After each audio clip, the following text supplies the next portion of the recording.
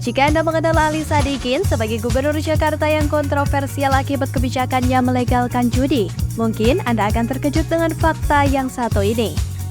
Ali Sadikin merupakan orang Sunda pertama yang dianggap sukses jadi Gubernur Jakarta. Selain sukses memimpin Jakarta, Ali Sadikin juga dikenal sebagai gubernur dengan kebijakannya yang kontroversial. Ia pernah melegalkan judi dan kasino yang waktu itu dananya ia gunakan untuk pembangunan berbagai fasilitas di Jakarta. Ali Sadikin sendiri lahir di Sumedang, Jawa Barat pada tanggal 7 Juli 1927. Sejak kecil memang Ali Sadikin bercita-cita menjadi seorang pelaut. Inilah yang membuatnya masuk ke sekolah tinggi pelayaran pada masa pendudukan Jepang. Ketika masa perang kemerdekaan, ia masuk menjadi anggota BKR Laut yang kemudian menjadi TNI AL. Ali Sadikin memang prajurit yang tangguh. Ia tidak hanya dipercayai oleh rekan-rekan militernya, melainkan juga oleh Presiden Soekarno. Pada tahun 1963 sampai 1966, ia menjabat sebagai Menteri Perhubungan Laut dan Menteri Koordinator Urusan Maritim. Pasca jabatan tersebut, Soekarno kemudian mempercayai Ali Sadikin untuk memimpin Jakarta dengan segala permasalahannya.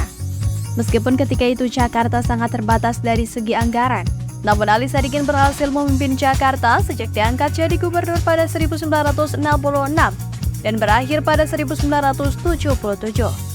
Ali Sadikin memang sosok yang unik. Ia lahir dan dibesarkan dalam lingkungan keluarga Menak atau kalangan bangsawan Sunda. Meskipun tumbuh dalam kehidupan masyarakat Sunda, ia tak segan-segan memimpin ibu kota Jakarta kala itu. Mengutip dari Ali Sadikin, soal judi adalah tanggung jawab saya pribadi kepada Tuhan 2020. Ali Sadikin dilantik menjadi gubernur Jakarta dengan segala permasalahannya.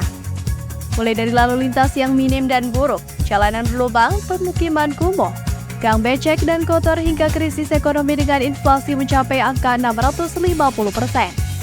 Tak hanya itu, Ali Sadikin juga hanya digelontorkan dana sebesar 66 juta rupiah dan harus menghidupi sekitar 24.700 pegawai Jakarta. Namun Ali Sadikin kemudian mengambil langkah yang radikal dan berani dengan cara melegalkan judi. Alasannya tentu saja untuk menambah sumber pemasukan pajak bagi Jakarta yang minim dana ketika itu. Tak hanya itu, yang membuka kasino-kasino sebagai bagian dari kebijakan legalisasi judi.